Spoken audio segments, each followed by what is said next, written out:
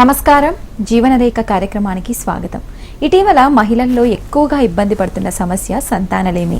ఇది ఒక పెద్ద సమస్యలా కనపడుతున్నా అందరికీ ఒకే కారణం ఉండకపోవచ్చు.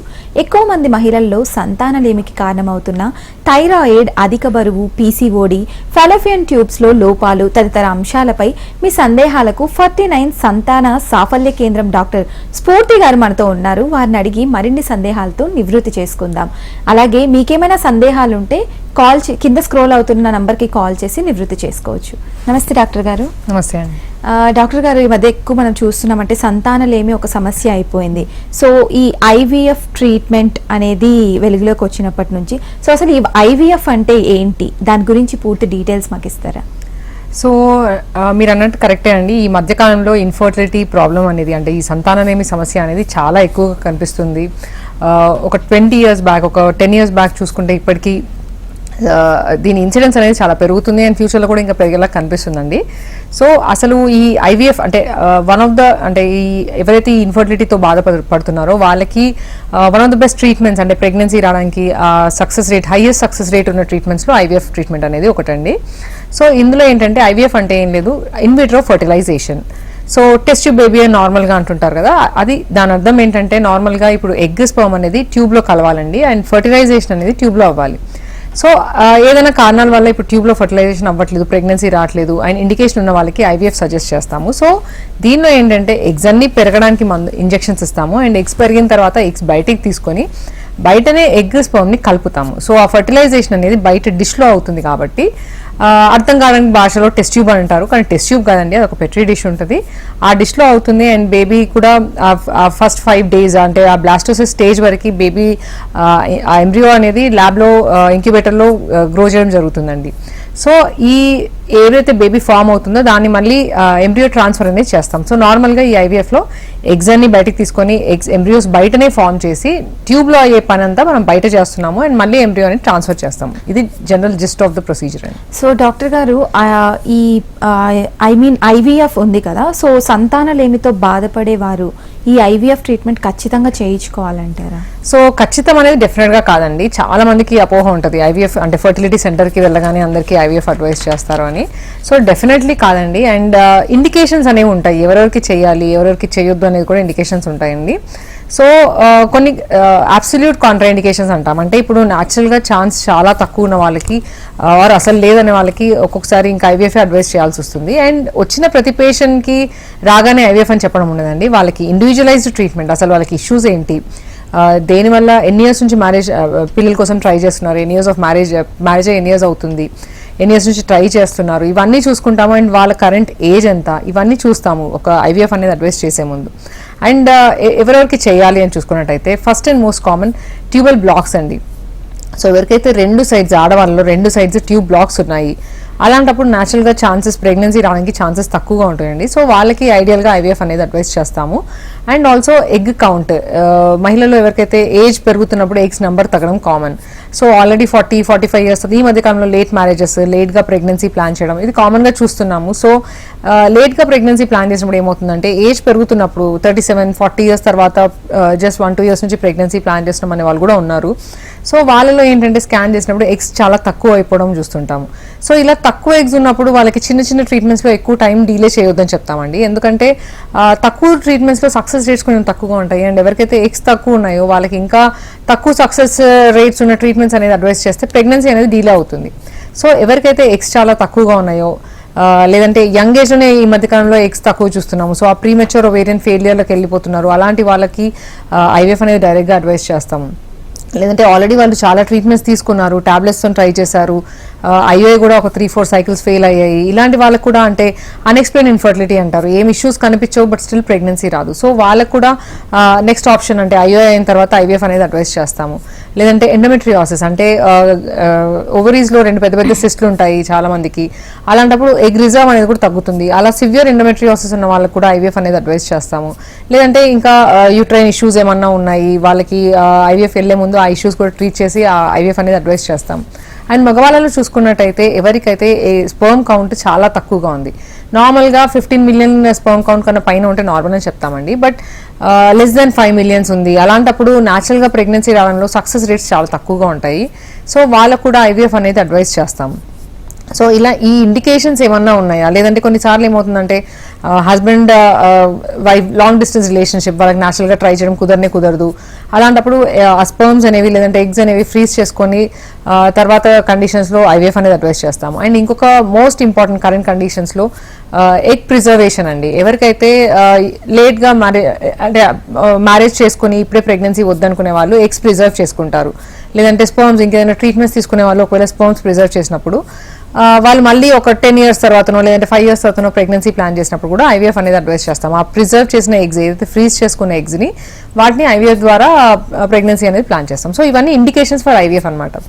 ఈ ఇండికేషన్స్ ఏమన్నా ఉన్నాయా, ఇంకేమైనా ఒక్కొక్కసారి మైల్డ్ ఫ్యాక్టర్స్ ఇద్దరిలో ఉండొచ్చు, మేల్స్లో ఫీమేల్స్లో. సో ఇలాంటి ఏమైనా కాజెస్ ఉన్నాయా అనేది చూసుకొని ఓన్లీ ఇట్లా ఇష్యూస్ ఉన్న వాళ్ళకి మాత్రమే ఐవీఎఫ్ అనేది అడ్వైస్ చేస్తామండి. అంటే జెన్యూన్ కేసెస్ ఉంటాయి కొన్నిసార్లు. సో అదే తప్ప అందరికి రాగానే అందరికి ఐవీఎఫ్ అనేది అడ్వైస్ చేయం. ఆ ఎగ్ ప్రిజర్వేషన్ అనేది ఎన్ని ఇయర్స్ వరకు ఉంటుంది? సో మన అకార్డింగ్ టు లా 10 years వరకు స్పర్మ్స్ కానీ ఎగ్స్ కానీ ఎంబ్రియోస్ కూడా, అంటే ఎగ్స్ స్పర్మ్స్ కలిపిన తర్వాత ఎంబ్రియోస్ కూడా ఫ్రీజ్ చేసుకోవచ్చు అండి. అండ్ దానిపైన కూడా ఒకవేళ ఇంకేదైనా కారణాల వల్ల చేసుకుంటే వాళ్ళు త్రూ ప్రాపర్ ఛానల్ వెళ్ళి అంతకన్నా ఎక్కువ కూడా చేసుకోవచ్చు. బట్ లా ప్రకారం 10 years వరకు అయితే ఈజీగా చేసుకోవచ్చు అండి. సో ఐవీఎఫ్ ప్రెగ్నెన్సీలో పిల్లలు నార్మల్ గానే పుడతారా అండి, లేదా ఏదైనా అబ్నార్మాలిటీస్ వచ్చే అవకాశాలు ఏమైనా ఉన్నాయంటారు? సో చాలా మందికి ఇది ఒక అపోహ ఉంటుందండి. అంటే ఐవీఎఫ్ టెస్ట్ బేబీ అంటున్నారు, మళ్ళీ పిల్లలు నార్మల్గా ఉంటారా లేదంటే ఇంకేమన్నా ప్రాబ్లమ్స్ ఉంటాయా అని. సో డెఫినెట్గా చాలా స్టడీస్లో ప్రూవ్ అయింది. Not only in India, world wide కూడా చాలా స్టడీస్ చేశారు. ప్రతి స్టడీస్లో అంటే నార్మల్గా వాళ్ళు ఇద్దరు ఎగ్ స్పర్మ్ కలిపిన తర్వాత వచ్చే ప్రాబ్లమ్స్, న్యాచురల్ ప్రెగ్నెన్సీలో ఎటువంటి ప్రాబ్లమ్స్ ఉంటాయో ఈ ఐవీఎఫ్ బేబీస్లో కూడా అట్లానే ప్రాబ్లమ్స్ ఉంటాయండి. అంతేగాని ఐవీఎఫ్కి వెళ్ళడం ద్వారా ఎక్కువగా పెద్ద పెద్ద ప్రాబ్లమ్స్ ఉంటాయి అట్లాంటివి అయితే ఏవి ప్రూవ్ అవ్వలేదండి. It is properly safe procedure. Definitely normal ట్రీట్మెంట్కి మరియు ఈ ఐవీఎఫ్ ట్రీట్మెంట్కి ఉన్న తేడా ఏంటి డాక్టర్ గారు? సో నార్మల్గా ఇందాక చెప్పాను కదండి, ఆ ట్యూబ్ ఎగ్ స్పర్మ్ అనేది ట్యూబ్లో కలుస్తుంది అండ్ ఆ ట్యూబ్లోనే ఆ ఎంబ్రియో అనేది ఫామ్ అవుతుంది. ఫామ్ అయిన తర్వాత ఒక 5 daysలో అంటే 5th day రోజు అది అలా మూవ్ అవుతూ గర్భసంచికి వచ్చి లోపల ఆ గర్భసంచిలో అతుక్కుంటుందండి. అలాంటప్పుడు నార్మల్గా ప్రెగ్నెన్సీ అనేది వస్తుంది. వేరేస్ ఐవీఎఫ్లో ఏంటంటే పేషెంట్ అంటే కపుల్ Day 2కి వాళ్ళు స్కాన్కి వస్తారు, పీరియడ్ వచ్చిన Day 2కి. Day 2 రోజు స్కాన్ చేసుకొని వాళ్ళకి వైఫ్కి కొన్ని బ్లడ్ టెస్ట్ ఇవ్వడం జరుగుతుంది. ఆ హార్మోన్స్ అన్ని నార్మల్ ఉన్నాయన్నప్పుడు వాళ్ళకి డైలీ ఇంజెక్షన్స్ అనేవి స్టార్ట్ చేస్తాం. సో ఈ ఇంజెక్షన్స్ ఏంటంటే నార్మల్గా 1 or 2 eggs పెరగడం కాకుండా తనకున్న ఎగ్స్ అన్ని కంట్రోల్డ్ ఓవేరియన్ స్టిమ్యులేషన్. సో కొన్ని ఎక్కువ ఎగ్స్ పెరగడానికి సేఫ్ లెవెల్లో ఎన్ని వీలైతే అన్ని ఎగ్స్ పెరగడానికి ఇంజెక్షన్స్ ఇస్తాము. And average of 10 to 12 days of injections ఉంటాయండి. సో వన్స్ ఇంజెక్షన్స్ ఇచ్చాక రెడీ అయ్యారన్నప్పుడు, అంటే ఎగ్ సైజ్ మంచిగా వచ్చింది అన్నప్పుడు వాళ్ళకి ట్రిగర్ ఇంజెక్షన్స్ అనేవి ఇస్తారు. ట్రిగర్ ఇంజెక్షన్ ఇచ్చి వితిన్ 36 hours లోపే, అంటే వాళ్ళకి ఎగ్ రిలీజ్ అయ్యే లోపే ఆ ఎగ్స్ అన్ని బయటికి తీస్తాం. సో ఈ పికప్ అనేది అండర్ స్మాల్ జనరల్ అనస్థీసియా ఇస్తారు. అండ్ స్కాన్ చేసుకుంటూనే పైనుంచి ఎక్కడ స్కార్స్ ఏమి ఉండవు. సో కింద నుంచే స్కాన్లో ప్రతి ఎగ్ని మనం పంక్చర్ చేసి ఆ ఫ్లూయిడ్ అంతా ఆస్పిరేట్ చేసి ఎగ్ మైక్రోస్కోప్లో పెట్టి చూస్తామండి. ఆ క్వాలిటీ ఎలా ఉంది ఎగ్ది, దాని మెచ్యూర్గా ఉందా ఎగ్, అవన్నీ చెక్ చేసుకుంటాము.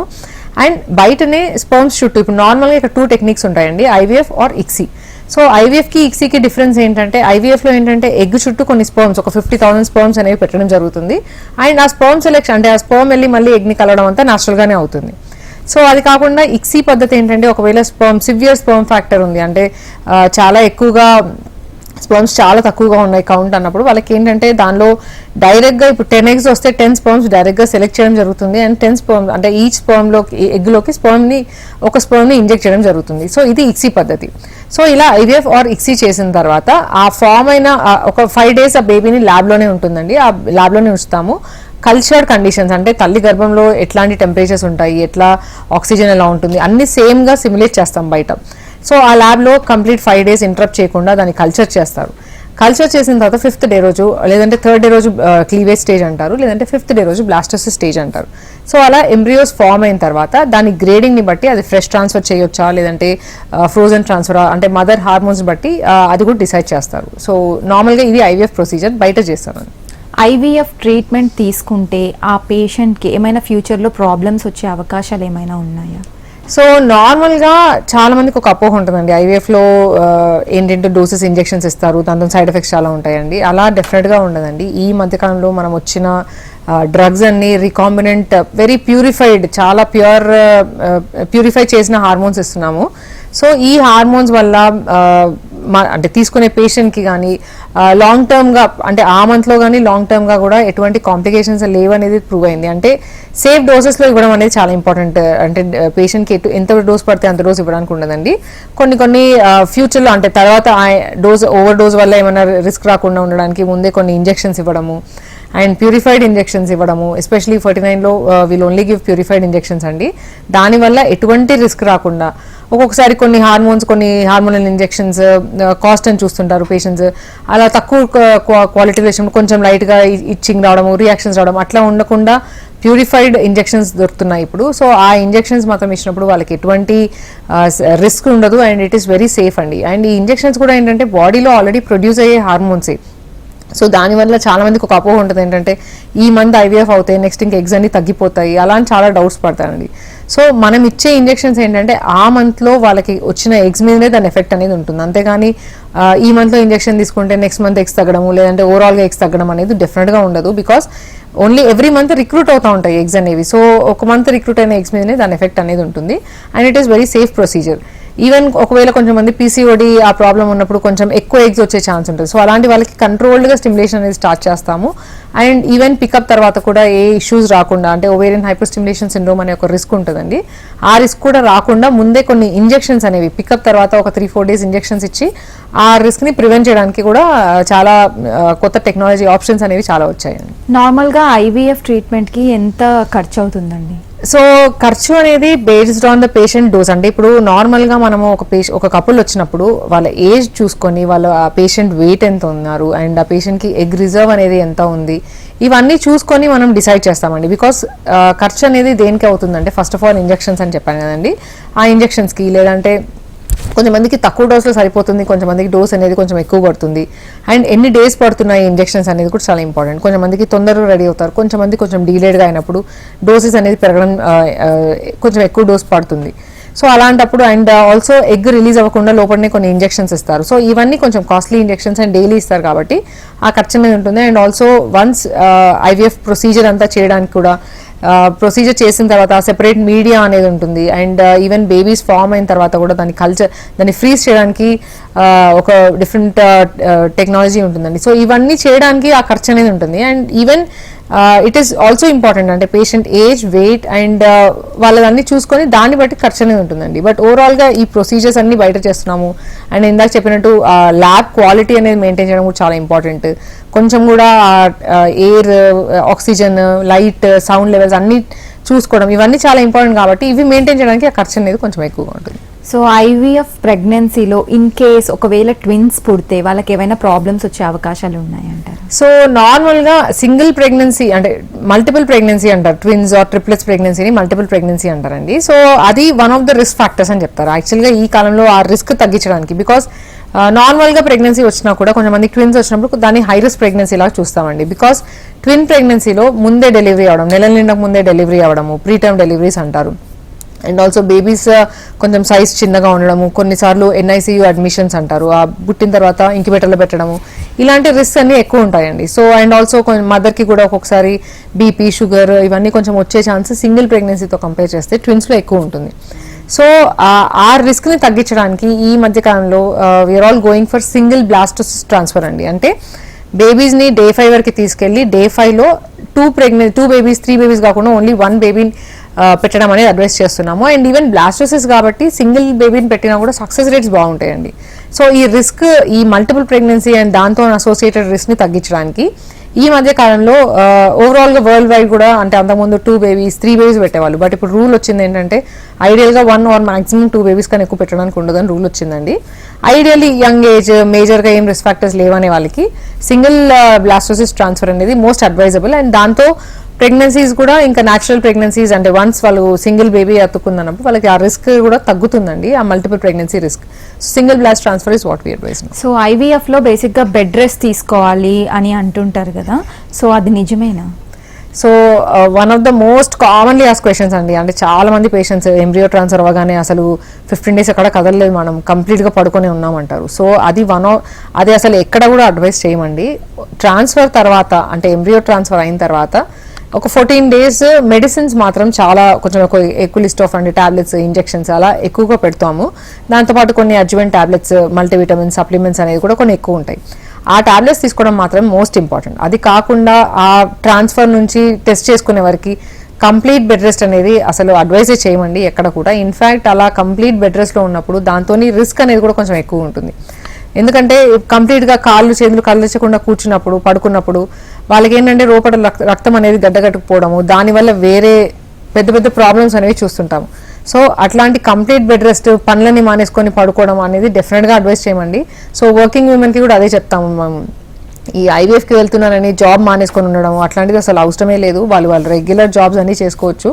ఒకటే ఏంటంటే కొంచెం ఎక్కువగా స్ట్రెయిన్ అవ్వకుండా బాడీని మరీ ఎక్కువసేపు నిలిచిన వాళ్ళు, లేదంటే హెవీ వెయిట్స్ లిఫ్ట్ చేసే వాళ్ళకి కొంచెం అది అడ్వైస్ చేయమండి. అదే తప్ప వాళ్ళకి కంప్లీట్ బెడ్ రెస్ట్ అని డెఫినెట్గా అడ్వైస్ చేయము. సో ఐవీఎఫ్ ప్రెగ్నెన్సీలో నార్మల్ డెలివరీస్ అవుతాయా డాక్టర్ గారు? సో వన్స్ ప్రెగ్నెన్సీ అనేది వచ్చి ఒక 2-3 months దాటిన తర్వాత it's like any other natural pregnancy అండి. 2-3 months ఎందుకన్నానంటే వీళ్ళకి ఎస్పెషలీ ఆర్టిఫిషియల్ సైకిల్ అంటే వాళ్ళకి మందులతోనే లైనింగ్ పెరిగి దాంతోనే వచ్చిన ప్రెగ్నెన్సీలో ఏంటంటే వాళ్ళకి ఆ మందులు అనేది కంటిన్యూ చేయడం ఒక 2-3 months ఏదైతే మాయ ఏర్పడుతుందో అప్పటి వరకు ఆ మందులు అనేది కంటిన్యూ చేయడం చాలా ఇంపార్టెంట్. సో వన్స్ అది మాయ ఫామ్ అయ్యి అది ఒక 3rd month తర్వాత కంటిన్యూ అయిపోతుంది అంటే ఇట్స్ లైక్ నార్మల్ ప్రెగ్నెన్సీ అండి. సో నార్మల్ డెలివరీ చేసుకోవచ్చా, ఐవీఎఫ్కి వెళ్ళాలా, డైరెక్ట్ ఇప్పుడు ఐవీఎఫ్ ప్రెగ్నెన్సీ కాబట్టి ఓన్లీ సెక్షన్కి వెళ్ళాలనే రూల్ లేదు. వాళ్ళకి ఎటువంటి అదర్ రిస్క్ ఫ్యాక్టర్స్ అంటే ఇప్పుడు సెక్షనా నార్మలా అనేది 9th month వన్స్ పెయిన్స్ వచ్చాక లేదంటే పెయిన్స్ వచ్చే ముందు ఆ కండిషన్స్ని బట్టి డిపెండ్ అయి ఉంటుంది. ఎటువంటి రిస్క్ ఫ్యాక్టర్స్ లేవు, ఇండికేషన్స్ ఏం లేవు ఎల్ఎస్సిఎస్ అనే పేషెంట్స్కి అబ్సల్యూట్గా నార్మల్ డెలివరీ కూడా ట్రై చేయొచ్చు. జస్ట్ బికాస్ ఐవీఎఫ్ వెళ్ళారు కాబట్టి సెక్షన్ చేయాలి అనే రూల్ అయితే లేదండి. సో ఒకవేళ రిస్క్ ఫ్యాక్టర్స్ ఉంటే అంటే ఎలాంటి రిస్క్స్ ఫేస్ చేయొచ్చు ఈవెన్ ఈ ఐవీఎఫ్ ట్రీట్మెంట్లో ఒకవేళ in case normal risk? So risk అనేది చెప్పను కానీ ఇందాక చెప్పినట్టు ఒకవేళ పీసీఓడిలో ఉన్నప్పుడు ఏంటంటే ఒక్కొక్కసారి కొన్నిసార్లు ఎగ్స్ మరీ ఎక్కువ వచ్చినప్పుడు కొంచెం మందికి కొన్ని టైప్స్ ఆఫ్ ఇంజెక్షన్స్ ఇవ్వమండి. వాళ్ళకి ట్రిగ్గర్ ఇంజెక్షన్స్, అన్ని రకాల ఇంజెక్షన్స్ పనిచేయవు వాళ్ళ మీద. సో అది కాకుండా వేరే వేరే ఇంజెక్షన్స్ ఇచ్చినప్పుడు ఒక్కొక్కసారి నీరు చేరుకుపోవడము, ఓవేరియన్ హైపర్ స్టిమ్యులేషన్ అంటారు. సో అదొకటే one of the only risk. ఫ్రాంక్గా చెప్పాలంటే ఐవీఎఫ్లో మోస్ట్ కామన్ రిస్క్ అదొకటే అని చెప్తామండి. సో ఆ రిస్క్ని ప్రివెంట్ చేయడం కూడా కొన్ని ట్రిగ్గర్ ఇంజెక్షన్స్ అనేవి వాళ్ళకి డిఫరెంట్గా ఇస్తాము. అండ్ ఆల్సో పికప్ తర్వాత కూడా వాళ్ళకి కొన్ని టైప్స్ ఆఫ్ ఇంజెక్షన్స్, గ్లూకోసలైన్స్ పెడతాము. దానివల్ల ఏంటంటే ఆ ఫ్లూయిడ్ కలెక్షన్ అవ్వకుండా ముందే ప్రివెంట్ చేయడం అనమాట. సో అది ప్రివెంటబుల్ రిస్క్ ఫ్యాక్టర్. కొంచెం జాగ్రత్తగా వాళ్ళకి స్టిమ్యులేట్ చేసి ఆ రిస్క్ రాకుండా చూసుకోవడము. And 49 is now OHSS free clinic అండి. We can clearly say even PCOD వాళ్ళకు కూడా ఎటువంటి రిస్క్ లేకుండా we are going ahead with stimulation. And also చాలా only most common complaint is pain అని చెప్తారండి. కొంచెమంది ఏంటంటే ఆ ఇంజెక్షన్స్ తీసుకునే దగ్గర కొంచెం రెడ్నెస్ వచ్చింది, స్వెల్లింగ్ లాగా వచ్చింది అని చెప్తుంటారు. అవన్నీ చిన్న చిన్న issues, but only major risk is stimulations in ovarian hyper stimulation. So basic గా ఐవీఎఫ్ ప్రాసెస్ లో ఈ ఈటీ చేస్తారు కదండి, సో ఎంబ్రియో ట్రాన్స్ఫర్. సో ఈ ఎంబ్రియో ట్రాన్స్ఫర్ చేసేటప్పుడు ఎదర్ బాయ్ ఆర్ గర్ల్ అని డిసైడ్ చేస్తారంటారు, అది నిజమేనా? సో అబ్సల్యూట్లీ రాంగ్ అండి. ఇండియాలో అసలు బాయ్ గర్ల్ అని చెప్పడం అనేది పాసిబుల్ కాదు. వేరే కంట్రీస్లో జెనెటిక్ టెస్టింగ్ చేసి అది గర్ల్ ఆ బాయ్ అని చెప్పడం ఛాన్స్ ఉంది. కానీ ఇండియాలో బికాస్ మనం we are not testing the embryos, only ఎగ్ని స్పర్మ్ని లోపట అయ్యేది బయట ఆ ఎంబ్రియోని ఫామ్ చేస్తున్నాను అంతే. అండ్ ఆ ఫామ్ అయిన ఎంబ్రియోని మనం ఎటువంటి టెస్ట్లు అందరికీ జెనెటిక్ టెస్టింగ్ అనేది అడ్వైస్ చేయము. ఒకవేళ ఏదైనా కారణాల వల్ల అంటే జెనెటిక్ కారణాల వల్ల చేసినా కూడా అందులో బాయ్ గర్ల్ అనేది డెఫినెట్గా మనకు తెలియదండి. క్రోమోజోమ్స్ అనేవి ఆ 46 క్రోమోజోమ్స్ నార్మల్గా ఉన్నాయి లేదంటే నార్మల్గా లేదు అని ఇస్తారు తప్ప అది XX క్రోమోజోమ్, XY క్రోమోజోమ్ అంటే బాయ్ గర్ల్ అనేది ఇవ్వరు. సో అది ఒక పెద్ద అపోహ. అంటే చాలా మంది పేషెంట్స్ వస్తుంటారు బాయ్ గర్ల్ అని. అది మన దగ్గర కంప్లీట్లీ అదొక క్రైమ్ అండి. అండ్ అట్లా టెస్ట్ చేయడం పాసిబుల్ కాదు, అలా టెస్ట్ చేస్తామనడం కూడా it's a crime. So IVF injections తీసుకుంటే వెయిట్ గెయిన్ అవుతారు అని అంటుంటారు, అది నిజమేనా డాక్టర్ గారు? సో కాదండి, డెఫినెట్గా. ఎందుకంటే నేను ఇందాక చెప్పినట్టు ఐవీఎఫ్ ఇంజెక్షన్స్ మనం ఏదో తన బాడీలో లేని హార్మోన్స్ ఏమి ఇవ్వట్లేదు. ఆల్రెడీ తన బాడీలో ఎగ్ పెరగడానికి కావాల్సిన హార్మోన్స్ ఏవైతే ఉన్నాయో నార్మల్గా 1 egg పెరగడానికి అది కొంచెం లెవెల్లో ఉంటుంది. మనం ఏంటంటే ఇక్కడ కొన్ని ఎక్కువ ఎగ్స్ పెరగడానికి ఇస్తున్నాం కాబట్టి అదే హార్మోన్స్ కొంచెం ఎక్కువ డోస్లో ఇస్తున్నాం. అంతేకాని అదేదో తన బాడీలో లేని ఇంజెక్షన్, లేని బయట నుంచి ఏదో వేరే స్టిమ్యులేషన్ హార్మోన్ లాగా ఇవ్వడం కాదు. సో ఆల్రెడీ తన బాడీలో ఉండే ఎగ్ పెరగడానికి అవసరమైన హార్మోన్స్ని కొంచెం ఎక్కువ డోస్లో ఇస్తున్నాం కాబట్టి ఎగ్స్ అనేవి కొంచెం ఎక్కువగా పెడుతున్నాయి. అంతేగాని దానివల్ల వెయిట్ గెయిన్ అవ్వడం అట్లా ఉండదు. కొన్నిసార్లు ఏంటంటే వాటర్ రిటెన్షన్ ఉంటుంది కొన్ని హార్మోన్స్తోని, అంటే నీరు చేరుకుపోయినట్టు ఉంటుంది, అదొక బ్లోటింగ్ లాగా కనిపిస్తారు కొంతమంది. సో దానికి ఏంటంటే వాళ్ళకి యాక్టివ్గా ఉండడము, వాటర్ ఎక్కువ తీసుకోవడం ఇలాంటివన్నీ చెప్తాము. అండ్ అవన్నీ టెంపరీగా ఉంటాయండి, దానివల్ల వెయిట్ గెయిన్ అయిపోయి అలా ఉండడం అనేది జరగదు. సో పీసీఓడిలో ఉండే వాళ్ళు ఐవీఎఫ్ చేయించుకుంటే ఎగ్ క్వాలిటీ తగ్గే అవకాశాలు ఏమైనా ఉన్నాయంటారా? సో నార్మల్గా పీసీఓడిలో ఇష్యూస్ ఏంటి అని అంటే ఫస్ట్ ఆఫ్ ఆల్ ఒక్కొక్కసారి ఎగ్ క్వాలిటీ కూడా తగ్గుతూ ఉంటుందండి. సో నార్మల్ పీసీఓడిలో కూడా. సో అంతేగాని నార్మల్గా ఐవీఎఫ్ వెళ్తే దానివల్ల ఎగ్ క్వాలిటీ తగ్గడం అని ఉండదు. బట్ ఐవీఎఫ్లో మనకి కాజెస్ అనేవి తెలుస్తాయి. ఇప్పుడు నార్మల్గా పీసీఓడిలో ఏంటంటే ఒక్కొక్కసారి ఎగ్స్ అనేవి వాళ్ళకి చాలా ఎక్కువ ఉంటాయి పీసీఓడి వాళ్ళలో. బట్ ఎగ్జిస్ట్ అది పెరిగి రిలీజ్ అయిన తర్వాత కూడా ప్రెగ్నెన్సీ రాదు. ఎందుకు రాదు అని చూస్తే కొన్ని స్టడీస్లో తేలింది ఏంటంటే పీసీఓడిలో ఎస్పెషలీ ఐవీఎఫ్కి వెళ్ళినప్పుడు మనం ఎగ్స్ అనేవి బయటికి రిట్రీవ్ చేసినప్పుడు మనకి ఆ ఎగ్ క్వాలిటీ అనేది చూస్తాం. సో కొన్ని కేసెస్ అంటే ఎస్పెషలీ పీసీఓడి లేదంటే ఎండోమెట్రియాటిక్ సిస్ట్లు ఇలా ఉన్న వాళ్ళలో ఏంటంటే ఎగ్స్ చాలానే వస్తాయి బట్ క్వాలిటీ తక్కువగా ఉంటుంది. సో అది మనకి ఈ ఐవీఎఫ్లో వెళ్ళినప్పుడు అది బయటపడుతుంది. అంతేగాని పీసీఓడి వాళ్ళకి ఐవీఎఫ్లో క్వాలిటీ తగ్గుతూ ఉండదండి. బట్ ఆల్రెడీ క్వాలిటీ తగ్గున్నది మనకి అట్లీస్ట్ ఆన్సర్ అనేది దొరుకుతుంది. వాళ్ళకి ఎగ్స్ ఎక్కువ ఉన్నాయి బట్ ఎందుకు రావట్లేదు ప్రెగ్నెన్సీ అంటే ఒక్కొక్కసారి క్వాలిటీ తక్కువ అవడం వల్ల కూడా రాదు. బట్ అంతేగాని ఐవీఎఫ్లో వెళ్ళడం వల్ల క్వాలిటీ తక్కువ ఉండడం అనేది ఉంది. సో సంతానలేమి సమస్య అనేది ఎక్కువ అయిపోతుంది. సో ద మెయిన్ రీజన్ ఏంటండి ఇది సంతానలేమి ఉండడానికి? సో ఈ మధ్యకాలంలో ఈ కాజెస్ అనేవి చాలా ఎక్కువ అవుతున్నాయండి. ఫస్ట్ ఆఫ్ ఆల్ మన లైఫ్ స్టైల్, అంటే ఈ సెడెంటరీ లైఫ్ స్టైల్స్ అనేది ఎక్కువ అవుతుంది. మాక్సిమం చాలా మంది ఇప్పుడు సాఫ్ట్వేర్ జాబ్ కానివ్వండి లేదంటే డాక్టర్స్ కానీ ఎవరైనా కానీ ఈ మధ్య అంటే మనకి యాక్టివ్ టైం ఉండట్లేదు. First of all so walking చేయడానికి, ఎక్సర్సైజ్ చేయడానికి కూడా టైం ఉండట్లేదు. సో అది ఆ యాక్టివ్ లైఫ్ స్టైల్ ఒకటి ఉండట్లేదు, యాక్టివ్ లైఫ్ స్టైల్. దాంతోపాటు మనం తినే ఫుడ్ కానివ్వండి, ఈ మధ్యకాలంలో ఈ పొల్యూషన్ అనేది, లేదంటే ఈవెన్ ఫుడ్లో కూడా ఏమేమి పెస్టిసైడ్స్ అనేవి ఎక్కువ ఉన్నాయి. సో ఈ మధ్యకాలంలో దీనివల్ల ఏంటంటే యంగ్ ఏజ్లో కూడా ఆడవాళ్ళు అండ్ మగవాళ్ళలో కూడా ఈ ఎగ్ నెంబర్ తగ్గిపోవడము, మగవాళ్ళలో స్పర్మ్ నెంబర్ కంప్లీట్గా తగ్గడము ఇలాంటివన్నీ చూస్తున్నాం. దాంతోపాటు కొన్ని అలవాట్లు, ఈ ఆల్కహాల్, స్మోకింగ్ ఇవన్నీ కూడా కొన్ని ఈ రిస్క్ అనేది కూడా ఎక్కువ అవడం వల్ల కూడా ఈ first thing is life style. Second is దాని రిలేటెడ్ ఇప్పుడు చూస్తున్నాము వెయిట్ అనేది అధిక బరువు, ఒబేసిటీ అంటాము. సో అది చాలా ఎక్కువగా చూస్తున్నాము ఈ మధ్యకాలంలో. సో అలా ఓవర్ వెయిట్ ఉన్న వాళ్ళలో ఏంటంటే ఆడవాళ్ళలో ఎగ్ సరిగ్గా పెరగడం, రిలీజ్ అవ్వకపోవడం జరగదు, కరెక్ట్గా టైంకి జరగదు. అండ్ మగవాళ్ళలో కూడా ఓవర్ వెయిట్ ఉన్న వాళ్ళలో షుగర్ ఎక్కువ ఉండడం ఛాన్స్ ఉంటుంది. అండ్ ఆల్సో స్పర్మ్ కౌంట్ తగ్గే ఛాన్స్ ఉంటుంది. ఈ ఇష్యూస్ అన్ని ఈ వెయిట్ వల్ల కూడా చూస్తున్నాం. అండ్ ఆల్సో కొన్ని హార్మోనల్ అబ్నార్మాలిటీస్ ఈ మధ్యకాలంలో ఎక్కువగా థైరాయిడ్, షుగర్, ఈ ప్రొలాక్టిన్ అనే హార్మోన్ ఇవి ఇంబ్యాలెన్సెస్ అనేది కామన్గా చూస్తున్నాము. అండ్ ఒకవేళ అవి అన్ట్రీటెడ్గానే అట్లనే వదిలేస్తే దానివల్ల కూడా ఈ ఇష్యూస్ అనేవి చూస్తాము. And one more thing is age అండి. ఏజ్ అనేది అంటే ఇప్పుడు లేట్ మ్యారేజెస్, లేట్గా ప్రెగ్నెన్సీ ప్లాన్ చేయడం. ఒకప్పుడు 20s మ్యారేజ్ అయిపోయి 25లో ప్రెగ్నెన్సీ అయిపోయి ఫ్యామిలీ అయిపోయింది. బట్ ఇప్పుడు ఏంటంటే మ్యారేజెస్ లేట్గా చేస్తున్నారు, అంటే కెరియర్ ఓరియంటెడ్ దానివల్ల. అండ్ కొంతమందికి ఏంటంటే ఆ నాలెడ్జ్ లేకపోవడం వల్ల కూడా వాళ్ళకి ఈ ఎగ్ ఫ్రీజింగ్ అనే ఆప్షన్స్ ఇవన్నీ ఉన్నాయని కూడా కొంతమందికి తెలియదు. సో వాళ్ళు కరెక్ట్ టైంకి ప్లాన్ చేయకపోవడం వల్ల ఒకవేళ డీలే అయింది అనుకోండి, 37-40 years తర్వాత వచ్చి ప్లాన్ చేసినప్పుడు ఆ ఎగ్ కౌంట్ అనేది తగ్గడము. సో ఇవన్నీ మల్టిపుల్ ఫ్యాక్టర్స్ అనేవి ఎక్కువగా చూస్తున్నాము బిఫోర్ అండ్ స్ట్రెస్ ఇవన్నీ కూడా ఎవ్రీథింగ్ ఈజ్ యాడింగ్ అప్ అనమాట ఈ ఇన్ఫర్టిలిటీ అనే ప్రాబ్లమ్కి. సో ఐవీఎఫ్ ట్రీట్మెంట్ తీసుకునే వాళ్ళు ఎలాంటి డైట్ ఫాలో అవ్వాలంటారు? సో ఒకటేనండి, అంటే ఇన్ఫర్టిలిటీతో ఈ ఇష్యూతోని బాధపడే వాళ్ళకి చెప్పేది ఏంటంటే స్పెషల్గా ఓన్లీ దీనివల్ల సెపరేట్ డైట్ తీసుకోండి, ఎక్స్క్లూజివ్గా ప్రోటీన్, కార్బోహైడ్రేట్స్ అని చెప్పాం, కానీ బ్యాలెన్స్ డైట్ అని చెప్తాము.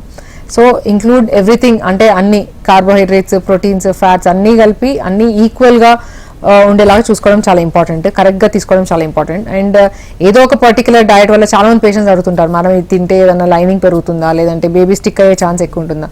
అలా డైరెక్ట్ ఫుడ్తో రిలేషన్ ఉండదు, కానీ వాళ్ళకి ఏంటంటే include fresh fruits, fresh vegetables, colourful fruits and vegetables అంటాము, యాంటీ ఆక్సిడెంట్ రిచ్ డయట్ అని చెప్తాం.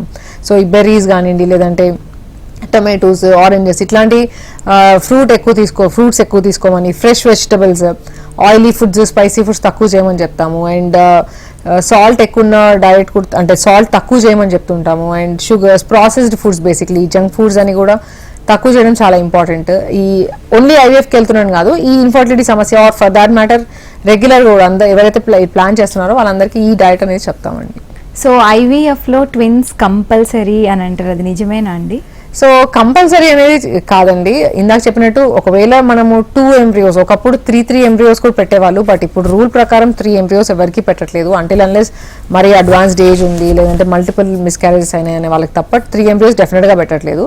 సో 2 ఎంబ్రియోస్ అనేది జనరల్గా ట్రాన్స్ఫర్ చేస్తారు. సో ఈ 2 ఎంబ్రియోస్ ట్రాన్స్ఫర్ చేసినప్పుడు వాళ్ళకి ప్రెగ్నెన్సీ వచ్చే ఛాన్స్ 60% అనుకున్నప్పుడు ఆ 60%లో సింగిల్టన్ వచ్చే ఛాన్స్ జనరల్గా 80% ఉంటుందండి. ఆ మిగిలిన 20%కి there is a chance double అంటే ట్విన్ ప్రెగ్నెన్సీస్ వచ్చే ఛాన్స్ ఉంటుంది.